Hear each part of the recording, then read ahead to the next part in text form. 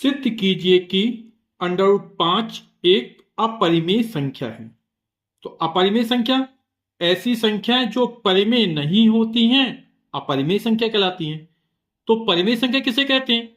तो वे संख्याएं जिन्हें हम P बटे Q के रूप में लिख पाते हैं, जहां P और Q दोनों पूर्णांक हैं और Q का मान जो है वो 0 के बराबर नहीं होना चाहिए। ऐसी संख्याओं को हम परिमेय संख्या कहते हैं। तो हमें सिद्ध करना है कि अंडर रूट 5 एक अपरिमेय संख्या है। तो इसे सिद्ध करने के लिए हम इसका उल्टा मान लेते हैं कि हम ये मान लेते हैं कि अंडर रूट 5 एक कैसी है? परिमेय संख्या है।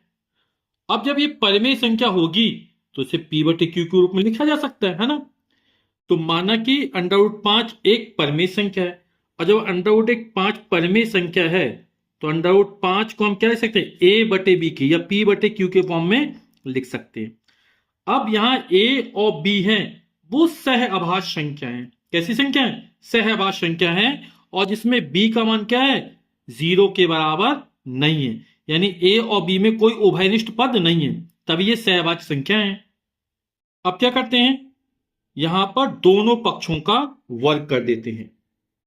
जब दोनों पक्षों का वर्ग करेंगे तो अंडर रूट 5 इसका वर्ग करेंगे, कितना हो जाएगा? 5। इसका वर्ग करें तो ए का वर्ग हो जाएगा ए स्क्वायर और बी का वर्ग हो जाएगा बी स्क्वायर। अब क्या करेंगे? क्रॉस मल्टीप्लाई कर देंगे तो हो जाएगा 5b स्क्वायर बराबर ए स्क्वायर, और इसको हम मान लेंगे समीकरण नंबर फर्स्ट।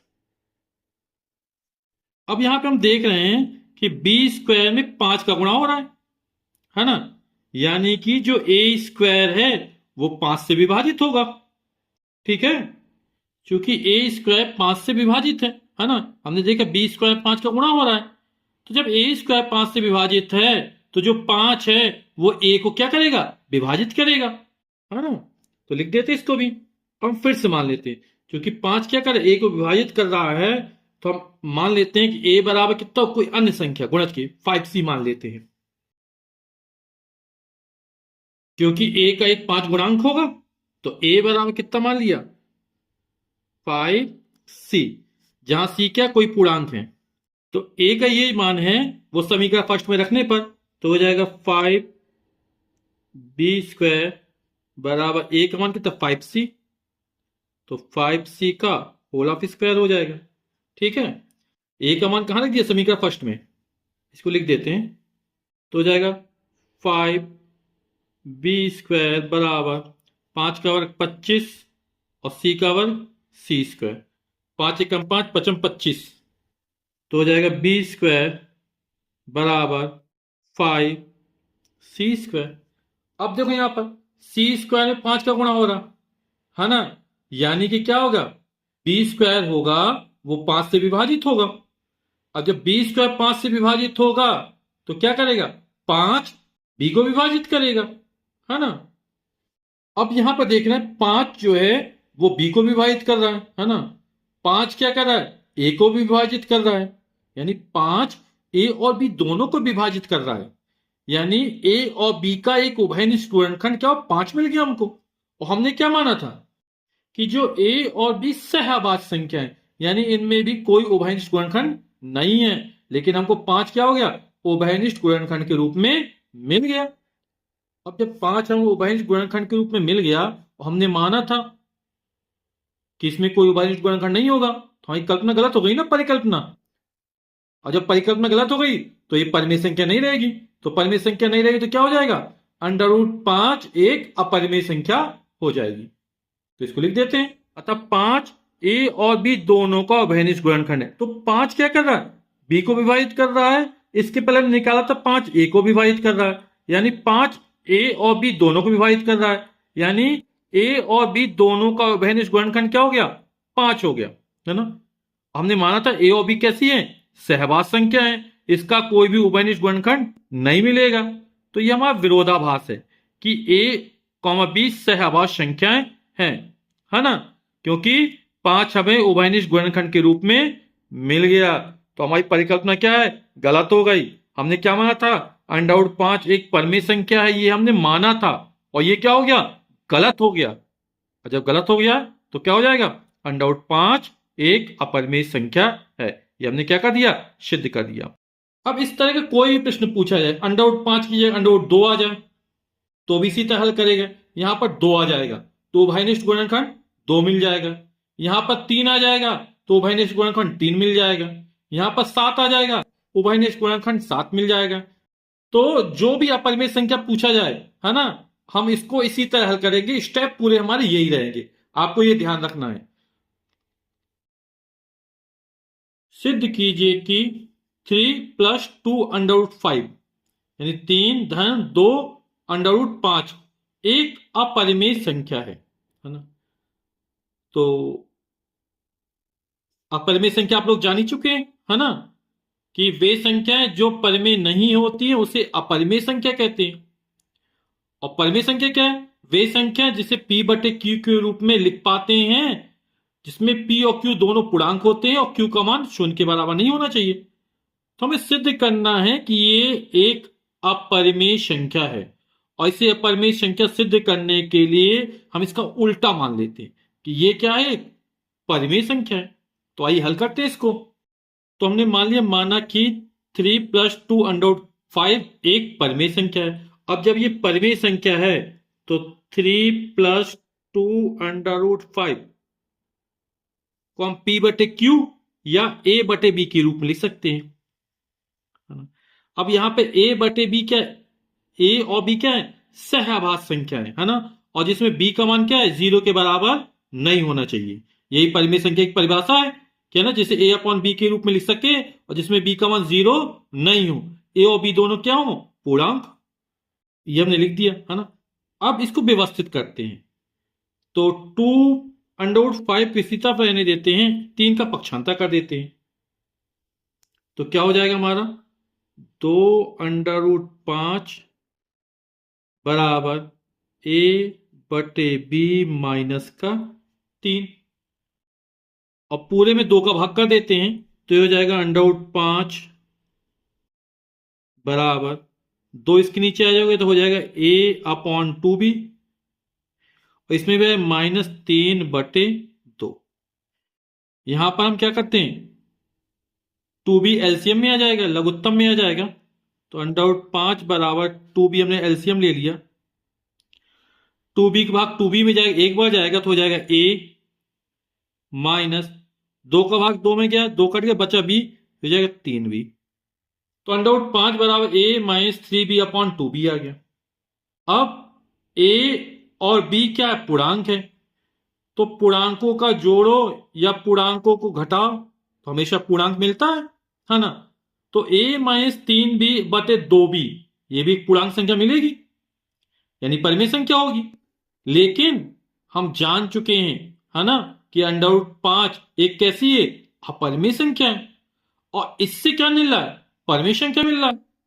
यानी हमने जो कल्पना की थी कि ये एक परिमेय संख्या है, ये हमारा क्या हो जाएगी, गलत हो जाएगी, क्योंकि अंडर रूट 5 क्या है, अपरिमेय संख्या है ना। तो इसको लिख देते हैं। तो हमने लिख दिया है a और b दोनों पूर्णांक हैं, अतः a - 3b अपॉन 2b एक परिमेय संख्या है। जब ये परिमेय संख्या है तो अंडर रूट 5 भी एक परिमेय संख्या है। लेकिन हम जान चुके हैं, सवाल लगा चुके हैं, है ना, कि अंडर रूट 5 कैसी है, अपरिमेय संख्या है, और हमें विरोधाभास मिल गया, है ना। परंतु इससे इस तथ्य का विरोधाभास प्राप्त होता है कि अंडर रूट 5 एक परिमेय संख्या है। हम जान चुके हैं कि अंडर रूट 5 कैसी, अपरिमेय संख्या है, और ये हमारी परिकल्पना कैसी है, गलत हुई। तो हमने परिकल्पना क्या माना था कि 3 + 2 अंडर रूट 5 एक परिमेय संख्या है, ये गलत हो गई, यानी ये क्या हो जाएगी, अपरिमेय संख्या हो जाएगी। तो हमने इसको सिद्ध कर दिया। सिद्ध कीजिए कि निम्नलिखित संख्याएं अपरिमेय हैं। और ये जो प्रश्न है बिल्कुल पहले प्रश्न की तरह मिलता है ना। पहले प्रश्न में क्या था कि सिद्ध करना था कि अंडर रूट 5 एक अपरिमेय संख्या है, तो वहां पर अंडर रूट 5 की जगह केवल 1/√2 रख दीजिएगा, और पूरा सवाल उसी तरह हल होगा।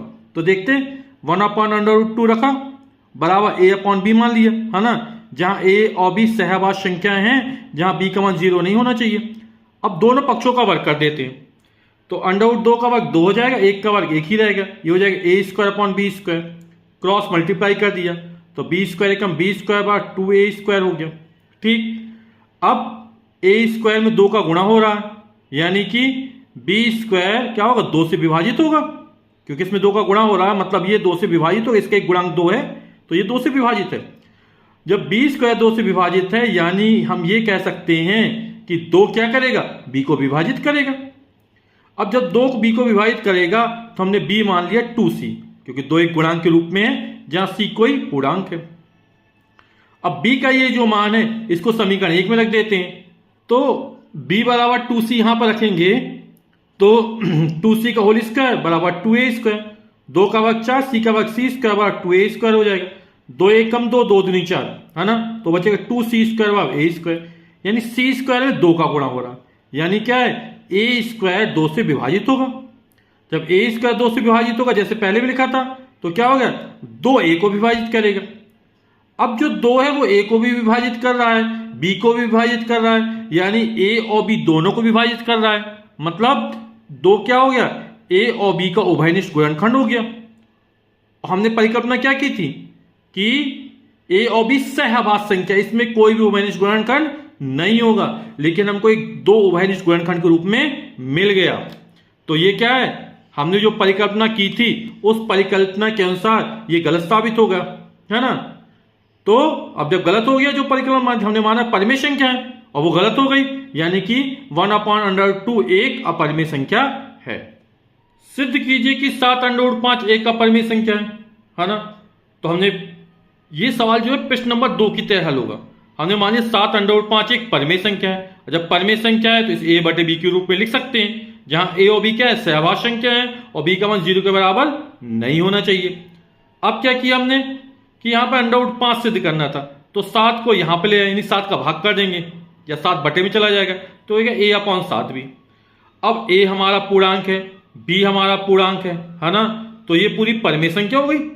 अब ये परिमेय संख्या तो बराबर में लिखा गया ये, यानी जब a/7 भी परिमेय संख्या है तो √5 भी परिमेय संख्या होगी। लेकिन हमने पहले सवाल में क्या सिद्ध किया था कि √5 क्या है, एक अपरिमेय संख्या है और इसके अनुसार ये परिमेय निकल रही है।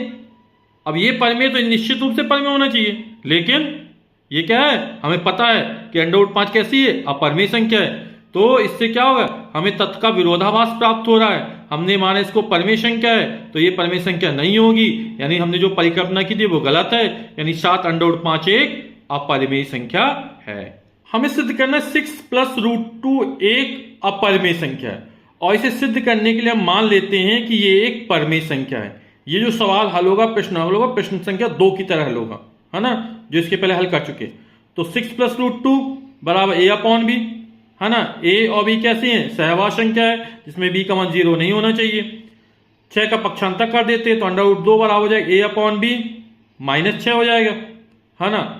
तो अब इसका लघुत्तम b आ गया, b में b का भाग 1 बजाए a एकम a हो जाएगा, -6 के बटे में 1 मान लेंगे तो 1 का भाग b में b आ जाएगा, तो ये 6b हो गया, तो a - 6b/b हो गया। अब a पूर्णांक है, b पूर्णांक है, पूर्णांकों का जोड़ना घटाना गुणा भाग पूर्णांक मिलता है, तो ये पूर्णांक है, ये पूर्णांक, यानी ये परिमेय संख्या है। और जब ये परिमेय संख्या है a - 6b/b, तो ये भी परिमेय संख्या होना चाहिए। लेकिन हम जान चुके हैं, इसके पहले प्रश्न हल किए कि √2 कैसी है, अपरिमेय संख्या है, और इसके अनुसार हमें परिमेय मिल रहा है, तो विरोधाभास हो गया ना। हमने माना परिमेय संख्या और इसका विरोधाभास प्राप्त हो गया, तो क्या हो जाएगा, √2 एक अपरिमेय संख्या है, इसके अनुसार परिमेय मिल रही है। ठीक, तो हमें इस तत्व का विरोधाभास प्राप्त होता है कि √2 एक परिमेय संख्या है, अतः हमारी परिकल्पना जो हमने मानी थी परिमेय संख्या वो गलत हो गई। जब गलत हो गई तो 6 + √2 क्या हो जाएगी, एक अपरिमेय संख्या हो जाएगी। यदि आपको सवाल लगाने में या प्रश्न हल करने में किसी प्रकार की कोई समस्या आती है तो आप कमेंट बॉक्स में कमेंट जरूर कीजिए। यथासंभव आपके लिए जहां भी दिक्कत आ रही उसका वीडियो आपके लिए बनाया जा सकता है। इसी तरह मेरे चैनल में बने रहिए। आप सभी लोगों का बहुत बहुत धन्यवाद। Thank you very much.